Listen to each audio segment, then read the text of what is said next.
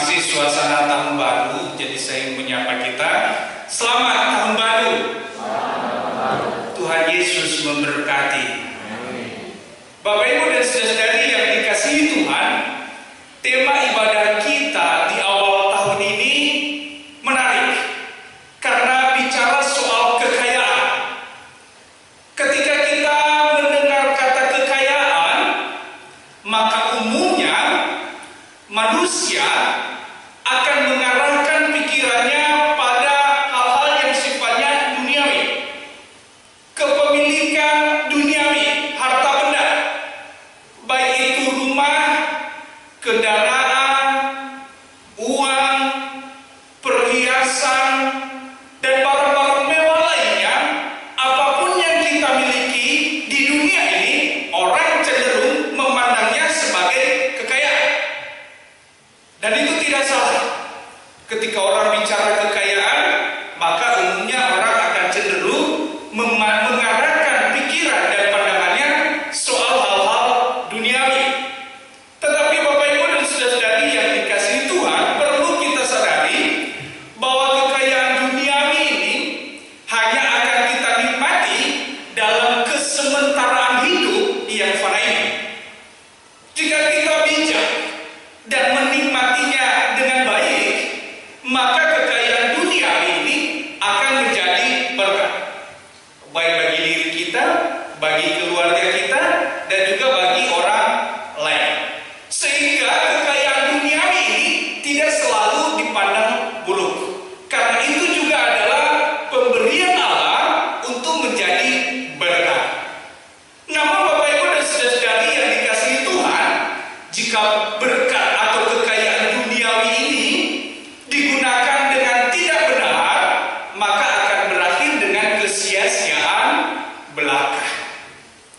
Untuk itu Bapak Ibu dan saudara-saudari yang dikasihi Tuhan, sebagai orang beriman, orang yang percaya kepada Yesus Kristus, kita harus menyadari bahwa ada jenis kekayaan lain yang tidak bicara soal kekayaan dunia ini, tetapi ini soal kekayaan yang sifatnya abadi, yang akan menjadi bekal kita di dalam keabadian bersama Bapa di surga, yang disebut dengan kekayaan kasih karunia atau kekayaan karena kasih karunia Tuhan.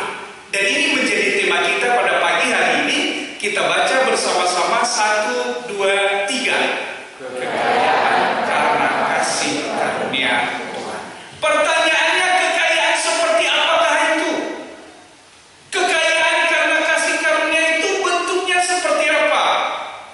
Bapak Ibu dan saudara-saudari yang dikasihi Tuhan, kalau kekayaan duniawi itu bisa diusahakan, orang yang tidak percaya Tuhan juga banyak yang kaya raya. Mereka usaha dengan kekuatannya sendiri, mencari uang, bekerja dengan segala macam. Itu mereka yang bisa dapat.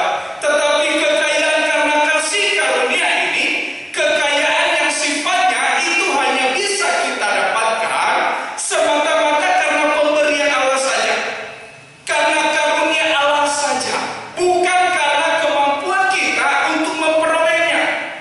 Dan kekayaan ini disebut di ayat 3 sebagai kekayaan segala berkat rohani di dalam surga. Kekayaan kasih karunia ini adalah kekayaan rohani di dalam surga yang berwujud di dalam kekayaan akan pengudusan hidup. Ini kekayaan kita yang pertama. Kekayaan karena kasih karunia, Allah memilih kita menjadi milik kepunyaannya supaya kita kudus. Kita ini disebut sebagai milik kepunyaan Allah yang kudus. Pengudusan ini mahal. Pengudusan ini mahal.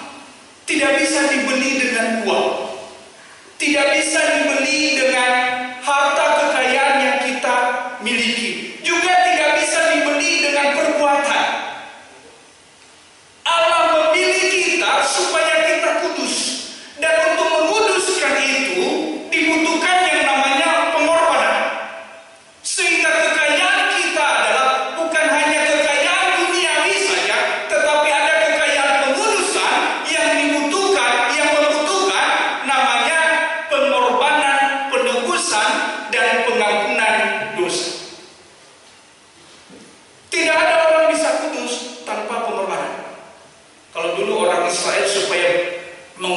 kekudusan diri mereka yang mereka menyembelih kambing domba, anak domba. Tetapi itu hanya ya setiap tahun berulang terus. Tetapi pengudusan kita itu harganya mahal melalui darah Yesus Kristus di atas kayu salib.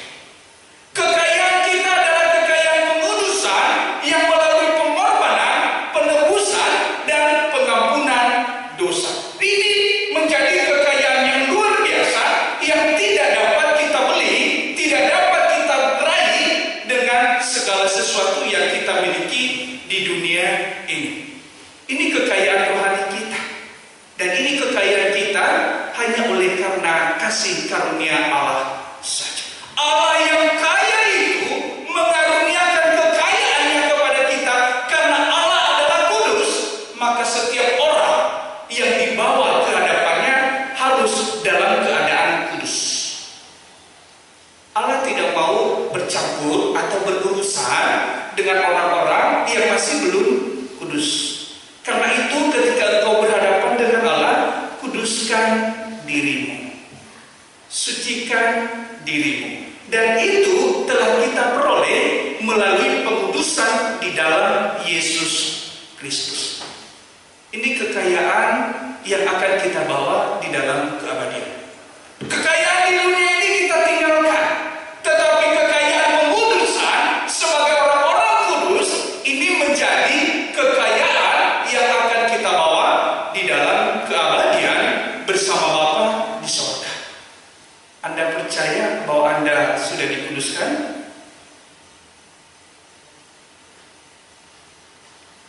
Bapak Ibu di tempat ini, Anda percaya bahwa Anda sudah dikuduskan? Amin. Orang yang percaya Yesus Kristus ya harus percaya bahwa Anda sudah menjadi milik kepunyaan Allah yang sudah dikuduskan. Kalau masih belum percaya itu ya ragu-ragu, itu berarti Anda belum sungguh-sungguh meyakini bahwa Yesus Kristus yang telah tertumpah darahnya di atas kayu salib telah menebus dan telah menguduskan dirimu. Yakini dan imani bahwa engkau sudah dikuduskan oleh darah Kristus, dan itu menjadi kekayaanmu menuju keabadian ketika engkau bertemu Sang Khalik, Sang Pemilik kehidupan. Tuhan bisa saja memberkatimu dalam dunia ini berupa harta benda, banyak rumah, banyak kendaraan, banyak uang, tetapi itu hanya engkau nikmati di dunia dan tidak bisa engkau bawa pulang ke tempat di mana Tuhan memanggil kamu. Tetapi Bapak Ibu dan saudari yang dikasihi Tuhan, pengudusan yang dianugerahkan Allah ini menjadi kekayaan yang luar biasa yang akan kita bawa menjadi bekal kita saat menghadap Allah di dalam keabadian. Karena kita tidak sanggup menguduskan diri kita sendiri, maka kita butuhkan pengudusan yang dari Allah oleh karena kasih karunia-Nya semata. Ini kekayaan kita yang pertama, kekayaan akan pengudusan. Kita sebagai orang-orang yang dikuduskan menjadi milik kepunyaan Allah. Tentu sebagai orang-orang yang sudah dikuduskan, maka tugas kita adalah menjaga kekudusan itu di dalam kehidupan kita setiap hari. Kekudusan akan pikiran, kekudusan akan perkataan, kekudusan akan perilaku. Tentu masing-masing kita yang akan tahu, sudahkah perkataanku kudus? Sudahkah pikiranku kudus? Sudahkah perilakuku kudus? Masing-masing kita yang bisa menjawabnya. Bapak Ibu dan saudari yang dikasihi Tuhan, harapannya ketika Allah memberitahukan kepada kita bahwa kita telah menjadi milik kepunyaannya yang sudah dikuduskan, maka kita harus menjaga diri supaya kita tetap hidup dalam kekudusan. Yang kedua, yaitu kekayaan kita yang kedua adalah kekayaan akan pemilihan Allah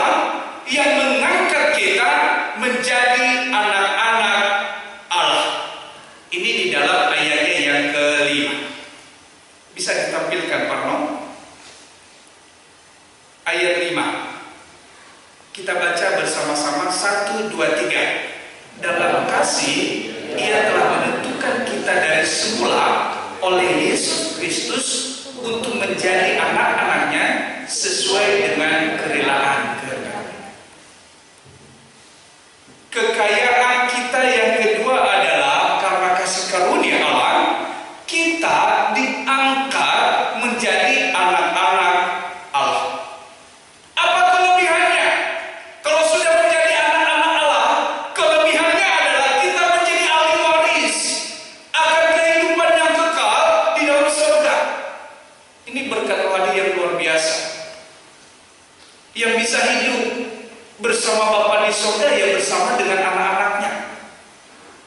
Ibarat kita di dalam rumah, tentu yang namanya anak itu pasti akan menjadi ahli waris dari milik kepunyaan orang tuanya.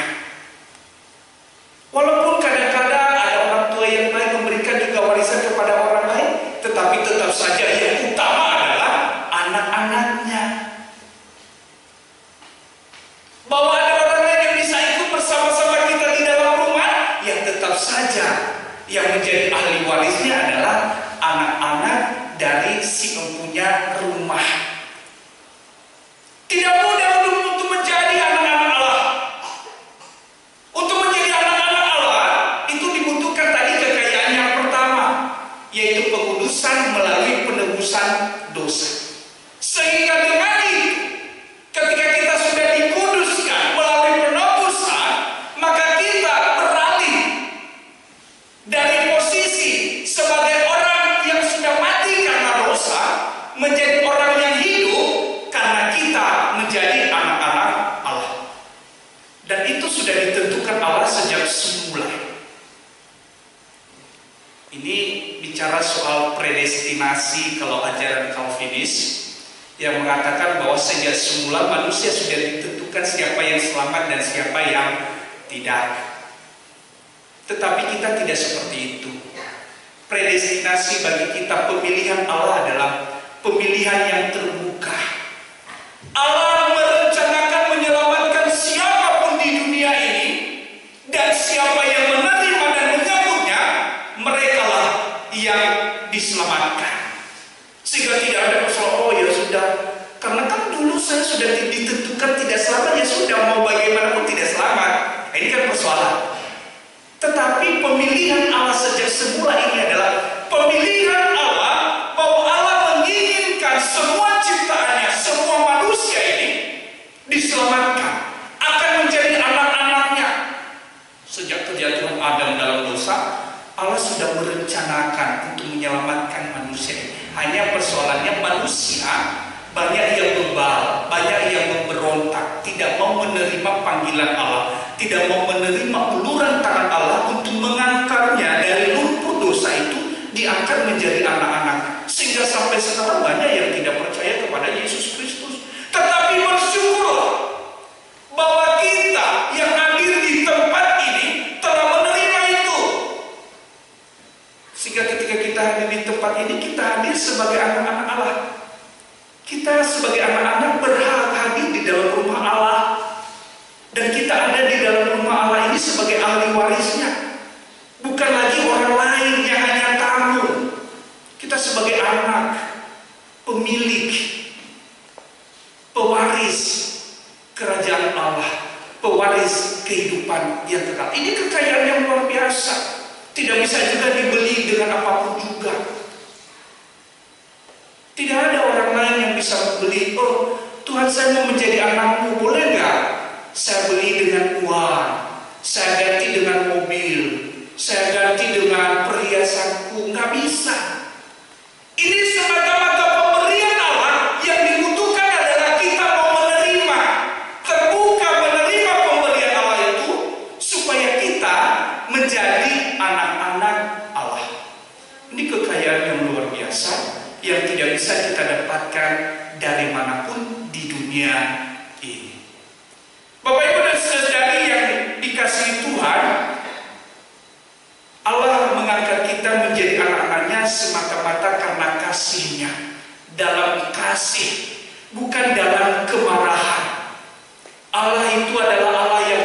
kasih yang mengasihi anak-anaknya. Karena ada juga orang tua kalau di dunia ini tidak mengasihi anaknya, tetapi justru membenci anaknya. Banyak loh orang tua yang membenci anaknya, tidak mau lagi bicara dengan anaknya, tidak mau lagi peduli dengan anaknya.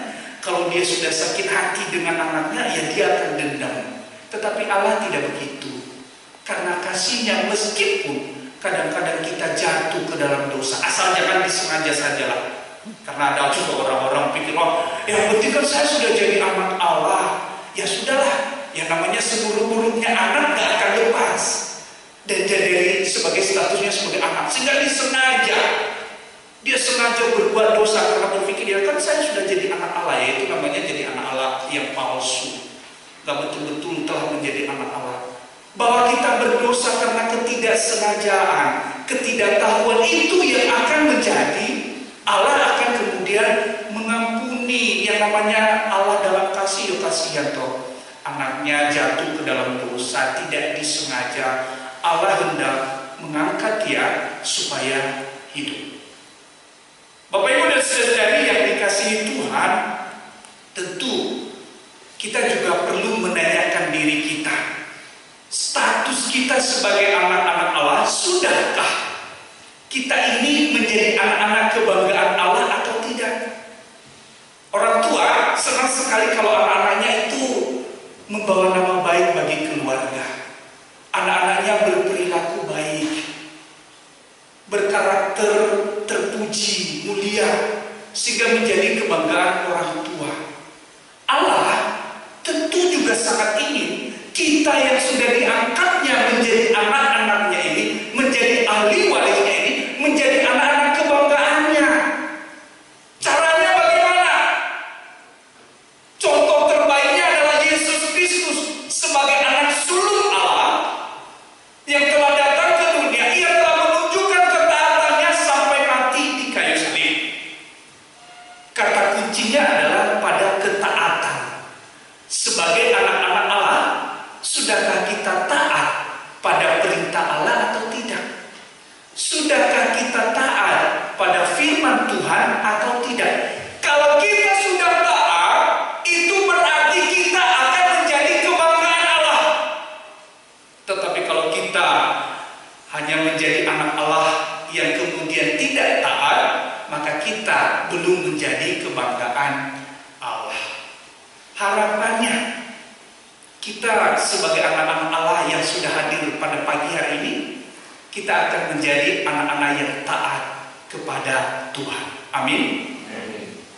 Yang ketiga, kekayaan kita yang ketiga.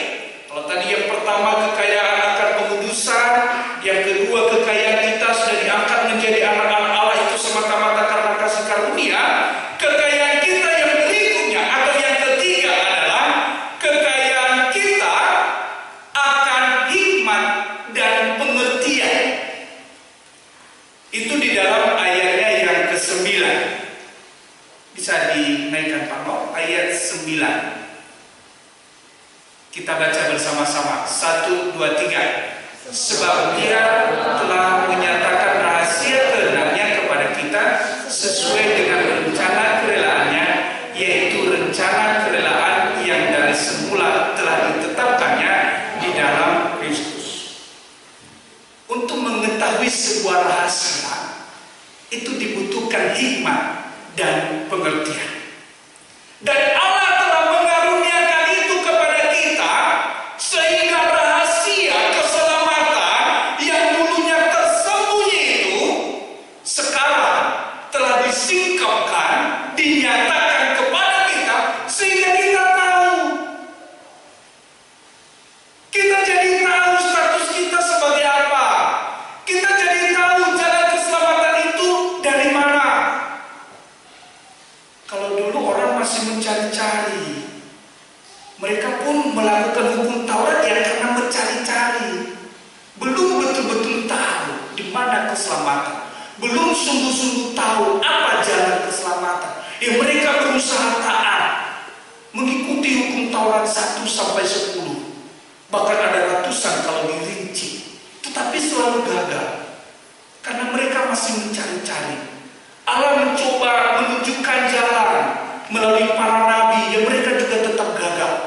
mereka membunuh para nabi. Allah mengutus anaknya yang tunggal Yesus Kristus hadir di tengah-tengah mereka, yang bagi mereka tetap menjadi rahasia, tidak terbuka. Itu yang kemudian disampaikan oleh Yeskiel di dalam ayat 20, di dalam pasalnya yang ke-22 ayat 12, bahwa meskipun mereka punya mata untuk melihat, tetapi mereka tidak dapat melihat. Meskipun mereka punya telinga untuk mendengar, tetapi mereka tidak dapat mendengar. Ya samalah seperti orang-orang yang kadang-kadang datang di gereja, punya mata untuk melihat tapi tidak tahu apa yang terjadi di dalam gedung gereja. Punya telinga untuk mendengar, tapi pulang ke gereja ditanya apa firman Tuhan, nggak tahu. Karena apa? Sibuk main handphone, sibuk membuka sosial media. Ini luar biasa. Dan ini disebut sebagai orang-orang bebal dan orang-orang pemberontak.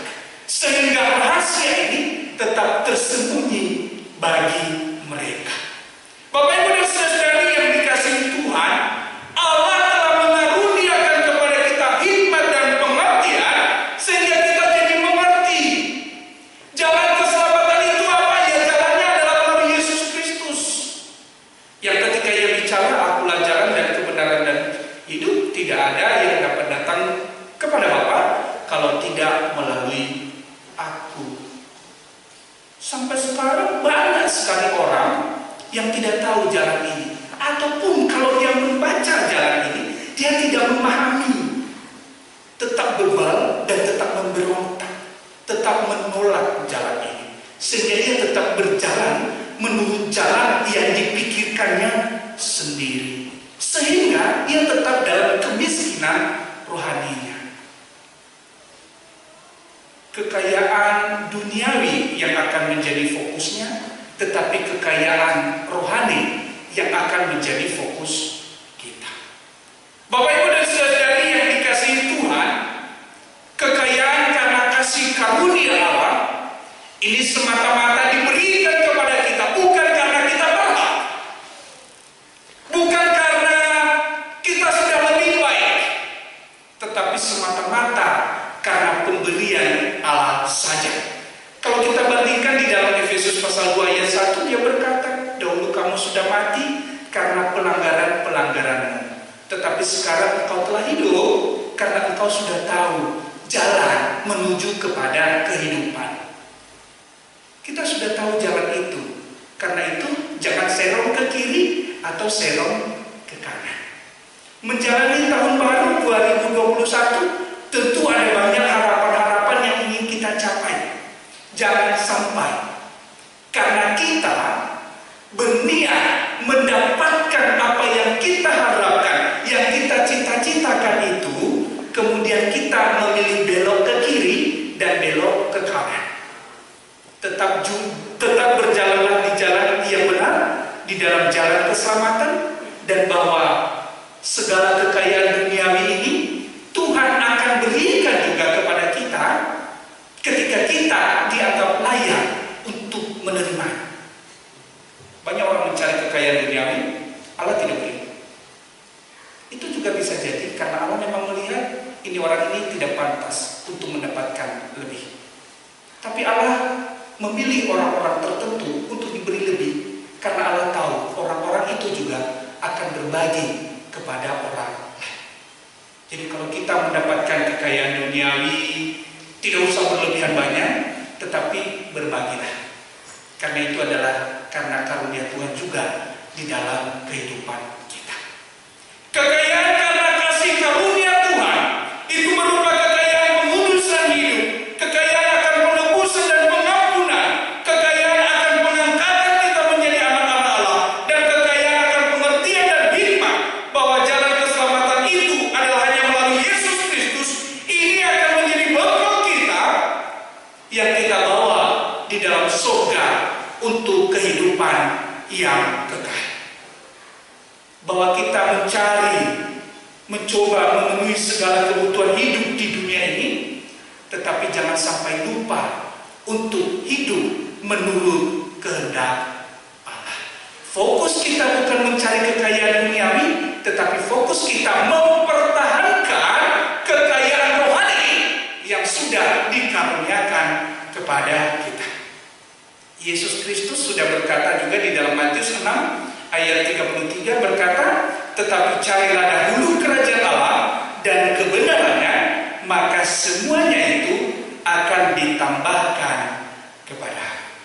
Menjalani tahun 2021 tetap carilah dahulu kerajaan Allah, sehingga berkat-berkat yang lain itu akan menjadi bonus tambahan di dalam kehidupan kita. Tuhan Yesus memberkati. Ayat hafalan ayatnya yang kelima, kita baca bersama-sama. 1, 2, 3. Dalam kasih Ia telah menentukan kita dari semula oleh Yesus Kristus untuk menjadi anak-anaknya sesuai dengan kerelaan kehendak-Nya. Mari kita berdoa. Terima